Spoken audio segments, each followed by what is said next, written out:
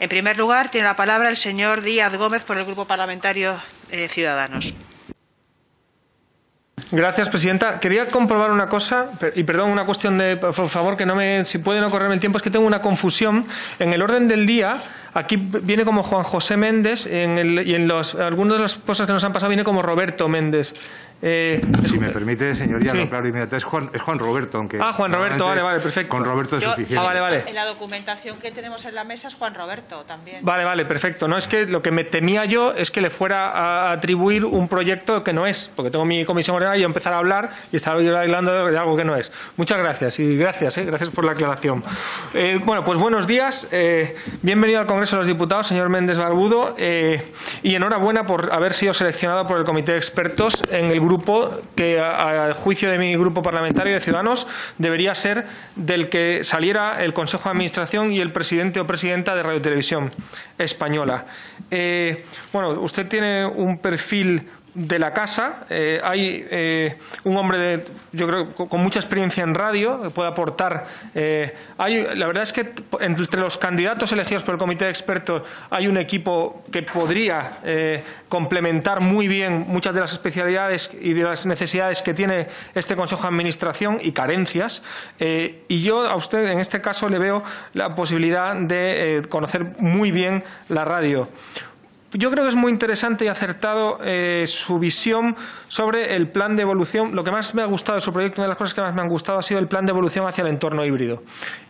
Yo sé que no tiene luego mucho tiempo para comentar muchas cosas, con lo cual voy a ir saltando de algunas cuestiones que he ido apuntando. Me ha interesado mucho los proyectos de evaluación, también su medio tocayo, porque claro, usted, Juan Roberto, el anterior Roberto, también tenía sistemas de medición muy interesantes, pero los que plantea usted para mí están incluso más completos a la hora de la evaluación de objetivos de servicio público, que es un problema que la propia Unión Europea, la propia Comisión Europea no tiene claro cómo hacerlo, y se podría incluso desde aquí proyectar y enseñar ese camino por explorar. La importancia de la rendición de cuentas.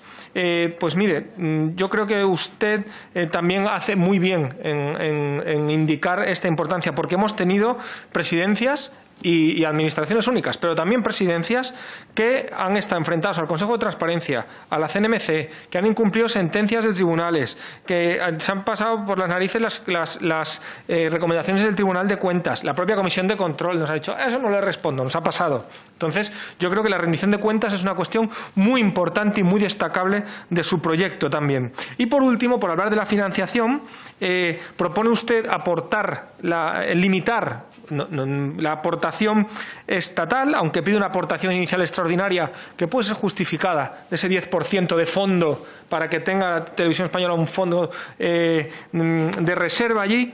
Pero me ha parecido muy interesante la idea de la publicidad internacional, puesto que es perfectamente compatible con la normativa que tenemos ahora mismo, y me ha parecido una idea a tener muy en cuenta, y yo creo que por ella quiero felicitarle. Bienvenido al Congreso y suerte en el concurso.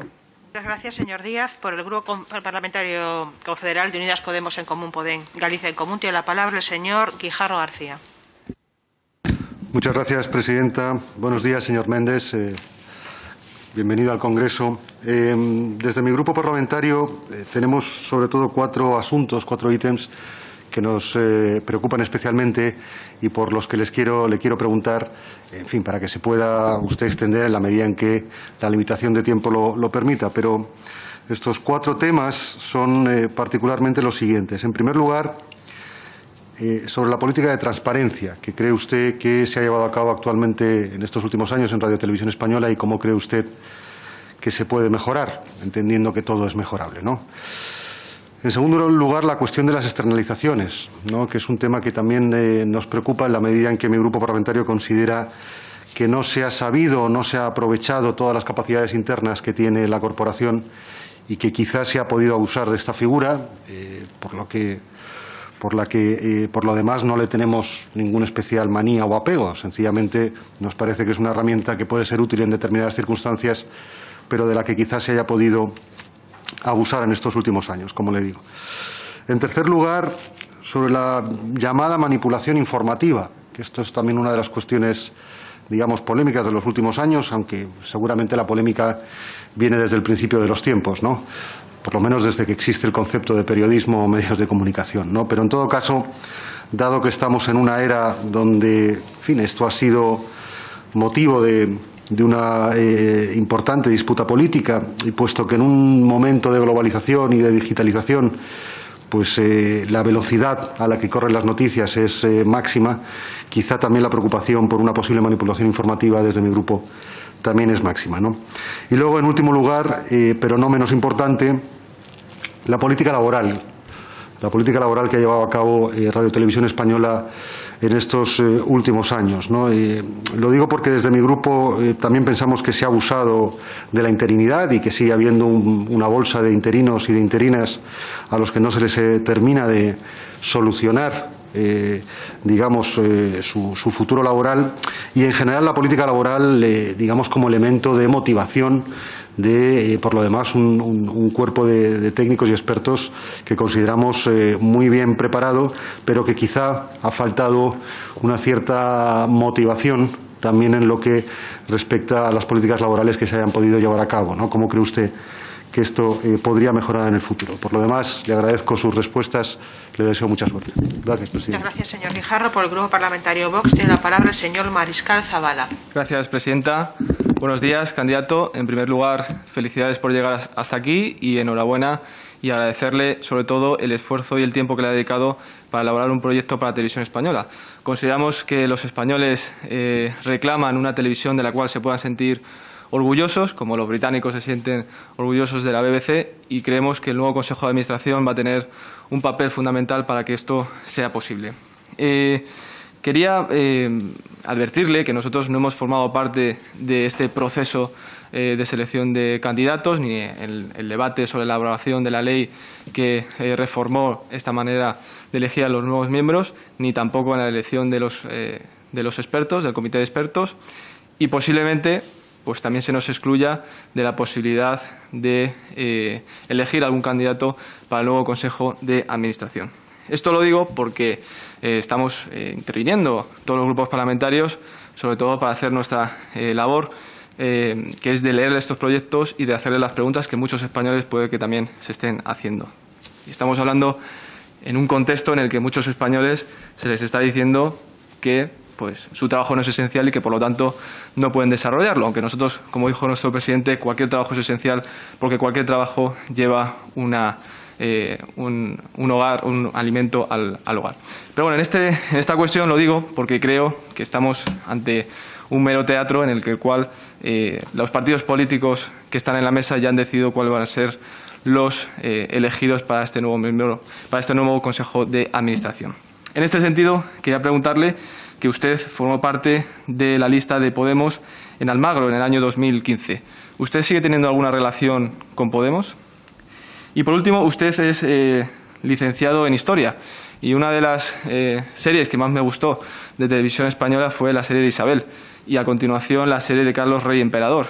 Y creo que, aparte de la audiencia, que fue buena, también cumplió un papel fundamental para que mucha gente, también gente joven que ve televisión española, pudiese conocer ese periodo histórico. ¿Usted plantearía continuar esas temporadas con Felipe II y posteriores reyes? Gracias.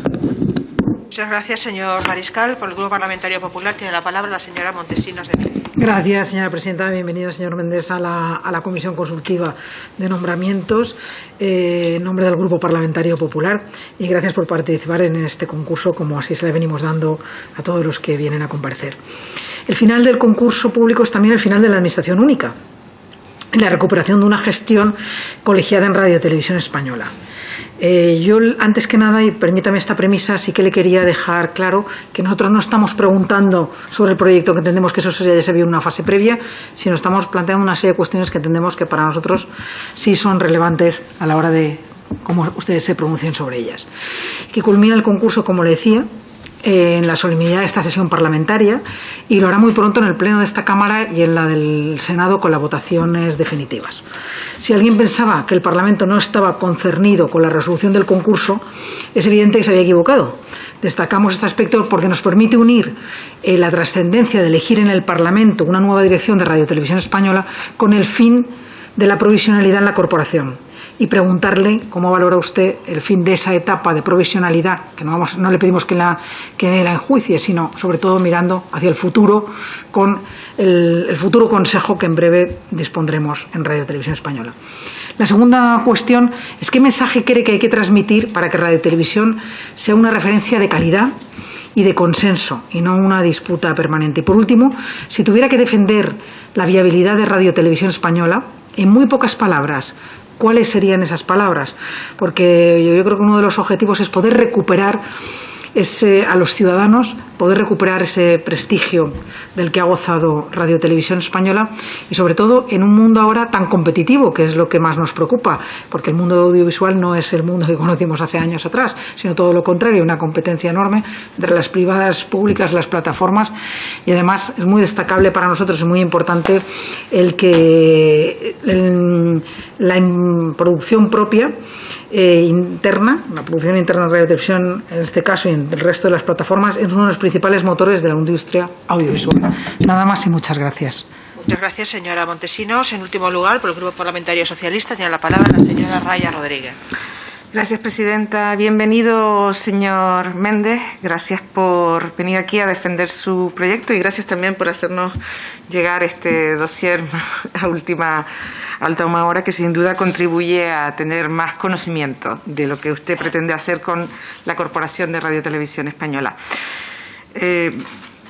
Lo venimos diciendo desde mi grupo parlamentario, nos preocupa los desafíos a los que se ha medido el sector audiovisual en los últimos años. Esto, y usted lo reflejaba en su proyecto, no solo supone un incremento de la oferta, sino también de la demanda para los telespectadores y que evidentemente nosotros consideramos que como corporación de radiotelevisión pública debe sin duda estar presente y pendiente de lo que haría o lo que convertiría a la corporación en algo competitivo, pero no con una prioridad, como venimos escuchando habitualmente, con el tema de las audiencias, sino más enfocada a un servicio público de calidad. Y creo que lo hemos visto en esta situación provisional que hemos vivido durante 2 años. Yo creo que la propia administradora única se le ha hecho demasiado largo, era un periodo para 2 meses, pero bueno, las circunstancias han querido que sucedan 2 años. Eso también es verdad que nos abre la posibilidad ahora de actualizar y de adaptarnos al nuevo marco social, económico que ha vivido y que ha sufrido nuestro país y de manera global con la llegada de la pandemia. Por eso sí que queremos insistir en cuáles son para ustedes los principales desafíos en la actualidad. Insistimos también en cuál es la importancia que tienen los centros territoriales, porque creo que les preocupa muchísimo a las comunidades autónomas una información normalmente y una programación adaptada a la realidad de cada territorio, que gracias a Dios es bastante diferencial en nuestro país, y los centros de producción, como puede ser el de Canarias y el de Cataluña. Y bueno, no me quiero olvidar, porque evidentemente después de ver su currículum, usted es un hombre de radio, y eso creo que es bastante positivo, y me gustaría preguntarle qué plan hay para modernizar la parte de la radio de la corporación, porque quizás es la que menos se habla y yo creo que tiene una llegada muy importante en la ciudadanía. Muchísimas gracias. Muchas gracias, señora Raya. Para cerrar la comparecencia tiene la palabra don Juan Roberto Méndez Barbudo, candidato al Consejo de Administración de la Corporación de Radio y Televisión Española. Gracias, presidenta. Señorías, pues voy a intentar responder rápidamente primero algunas cuestiones puntuales que ustedes han planteado y, en segundo lugar, pues haré una pequeña exposición un poco más general, también atendiendo a la petición de la señora Montesinos de enfoque general y acciones a tomar. Señor Díaz, primero pues reconocerle su trabajo a favor de este proyecto, de este concurso, que usted ha defendido a través de varias legislaturas y, hay que decirlo, creo que de una forma muy coherente. Así es que creo que es de agradecerlo y, bueno, lo digo sin ningún ánimo, simplemente de que sea público y reconocido. Usted preguntaba, por ejemplo, sobre cosas muy interesantes. Quizá evaluar aquí o hablar del proyecto de evolución hacia un sistema híbrido de lineal no heredado y de no lineal digital actual, pues es complicado. Está en el modelo. El modelo que yo he presentado ha sido el más valorado. Tiene la mejor puntuación, con diferencia. Tiene más de 27 puntos sobre 30 posibles. Y creo que se especifica muy muy detalladamente cómo evolucionar en un plan de 6 años, por bloques de 2 años, hacia un nuevo modelo, partiendo de la idea de un modelo híbrido y de una idea general que es la que sí me gustaría exponer, y es que no se pueden desatender a audiencias actuales esperando conseguir audiencias futuras. La audiencia es la audiencia y la gente que nos escucha, nos sigue por los medios tradicionales, está ahí y debemos atenderla. Somos un medio público de comunicación para todos, en todas las plataformas y con toda la información. Pero eso no significa que no tengamos que hacer lo que debamos para evolucionar hacia los nuevos sistemas, que ya algunos de ellos no son tan nuevos, porque cuando se hizo este modelo eran, pero ha pasado tanto tiempo. Y habla usted de evaluación. Fíjese, ha pasado tanto tiempo desde que ha comenzado todo este concurso y este proyecto, que hemos aprendido todos muchísimo. Yo sigo aprendiendo, y tanto que el año pasado comencé mi tesis doctoral, que este año pienso, no sé si acabaré este año, mi director de tesis así me lo exige casi, pero no sé si dará tiempo. Y la tesis va sobre los sistemas de evaluación de medios públicos de comunicación. Ahí desarrollaré, las tesis son públicas, todo este complejo mundo que se ha tecnificado muchísimo, en el que hay problemas enormes, por ejemplo, de evaluar alcances en redes sociales. Es muy difícil evaluar, por ejemplo, el alcance en una red social, cosas así. Entonces, esto es un aspecto muy técnico que yo, sigo dedicándole bastante atención y que agradezco que el señor Díaz valore, puesto que en el modelo que ustedes tienen delante solo hay una pequeña parte, la punta de un iceberg.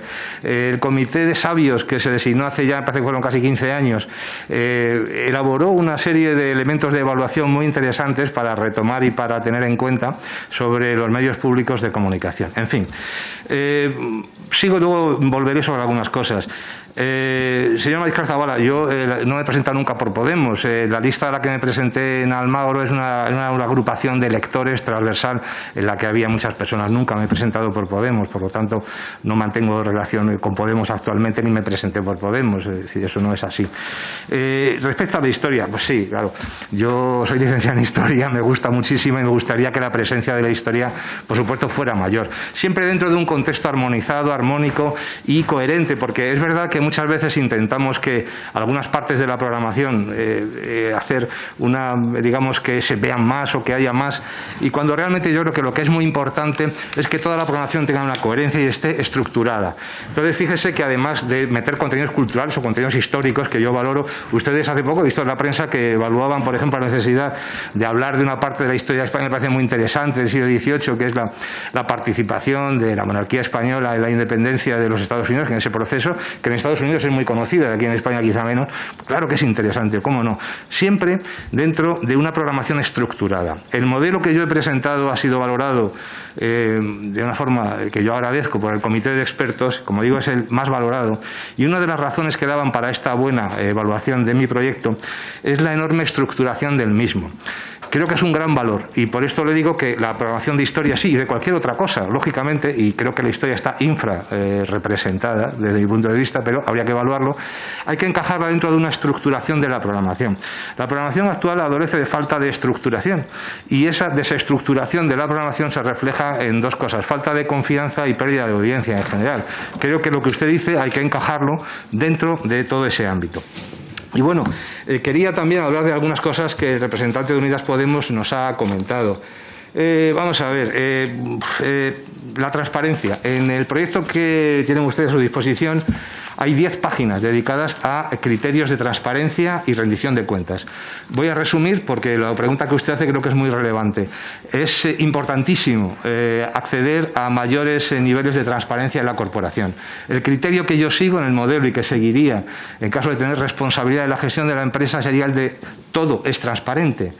La excepción sería eso, una excepción. Es lo contrario del criterio actual, donde se cumple, digamos, de una forma muy rácana con la ley de transparencia. No se puede decir que no se cumpla con la ley de transparencia, sí se cumple, pero nada más.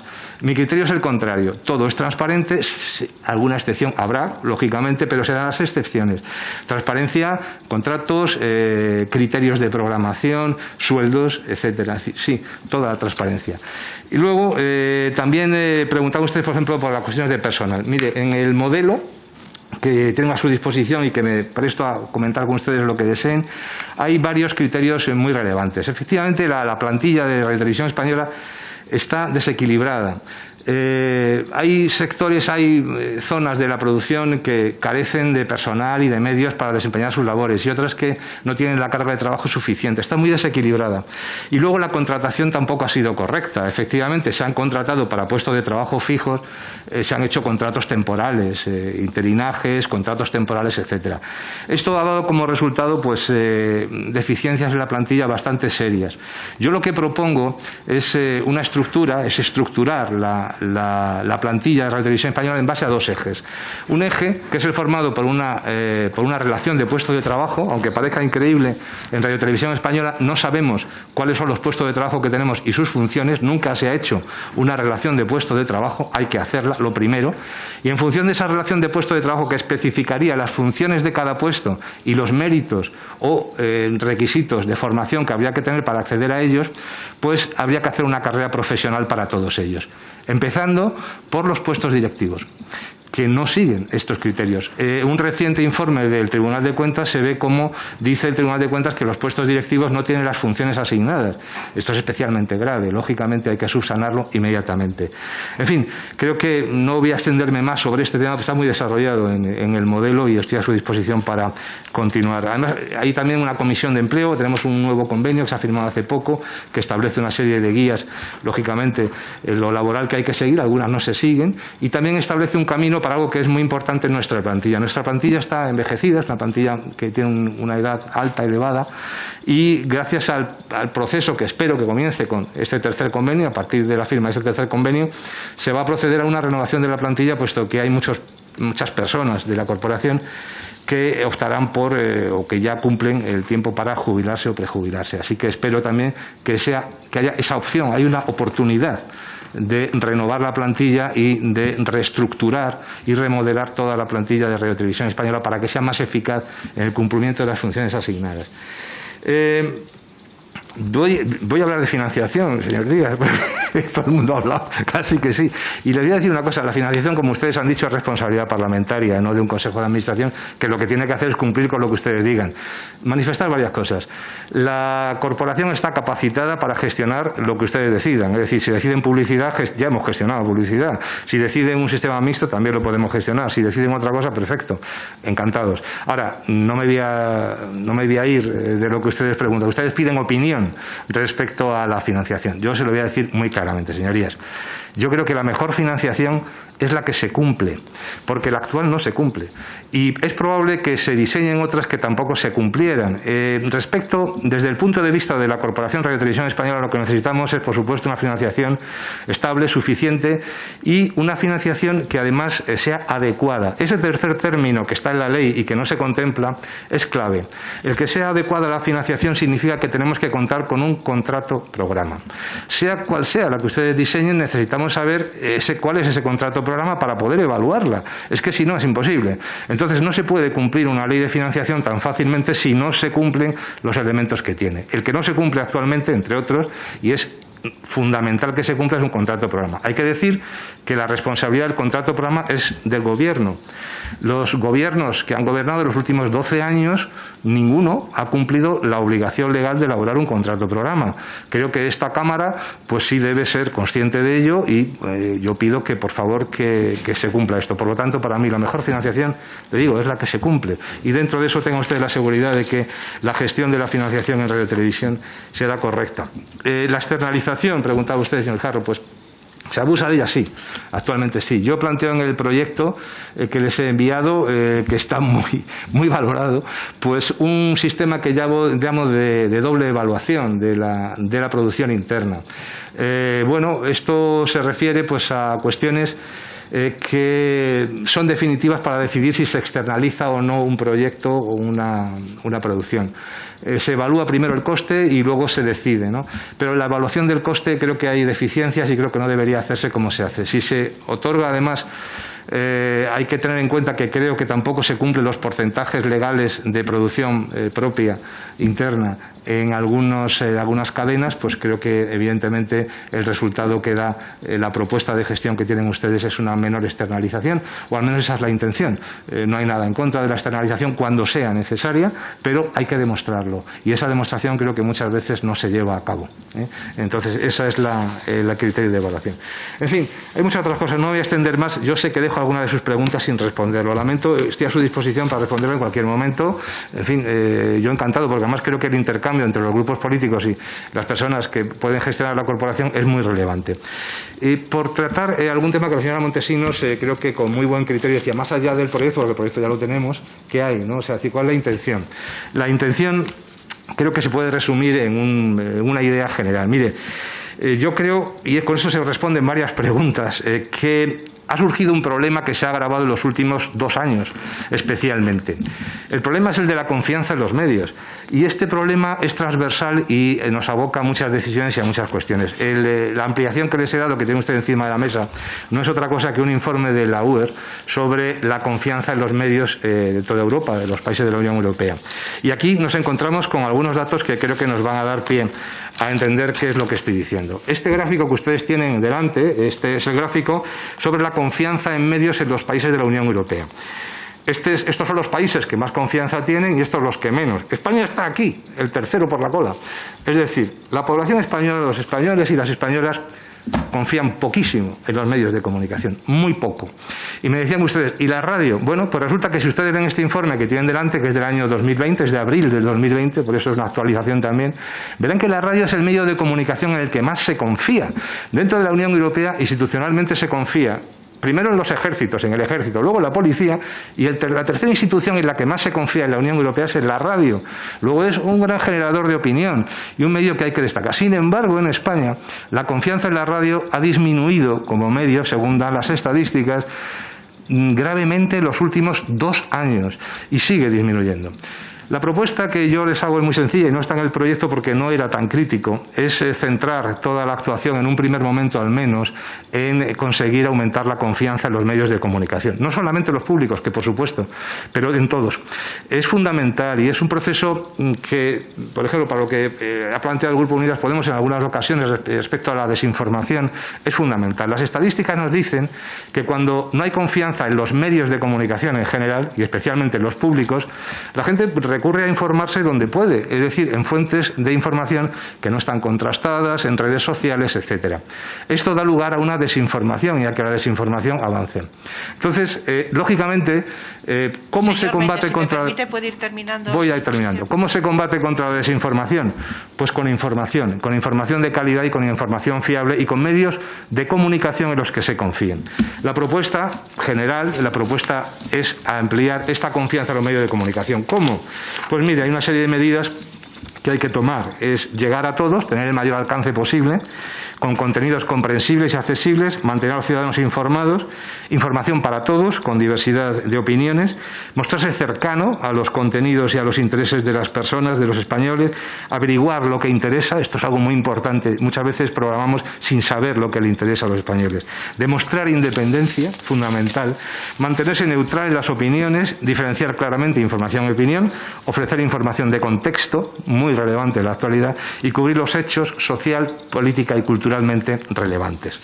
Esto es, hay toda una propuesta de territoriales que no voy a desarrollar porque no da tiempo, pero se basa en una idea muy sencilla que expongo en 2 minutos en menos. Es crear un lugar, una plataforma donde se reciba información por parte de todos y en la que lidera Radio Televisión Española. Y ya para finalizar completamente, decir que la gestión que yo propongo se basa en 3D, lo que yo llamo la gestión en 3D, ofrecer una gestión democrática, dialógica, una gestión basada en el diálogo, y una gestión diversa, en base a 2 ejes que se articularían ahora mismo estratégicamente a través de recuperar la confianza. Por cierto, la confianza en los medios es muy frágil y se pierde muy rápidamente. Los oyentes se pierden de 1000 en 1000 y se recuperan de 1 en 1. Lo más importante para ganar confianza es no perderla. Luego hay que revertirlo inmediatamente. Les decía que la gestión democrática, dialógica y diversa yo creo que debe ser empleada en conseguir unos medios públicos de comunicación relevantes y sostenibles. Relevantes en lo social, en lo económico, por supuesto, y, cómo no, en lo cultural. Así conseguiremos una mayor integración social y una mayor calidad democrática. Nada más, señoría. Muchas gracias, señor don Juan Roberto Méndez Barbudo. Gracias por comparecer y por la presentación y exposición de su proyecto, y muchas gracias en general.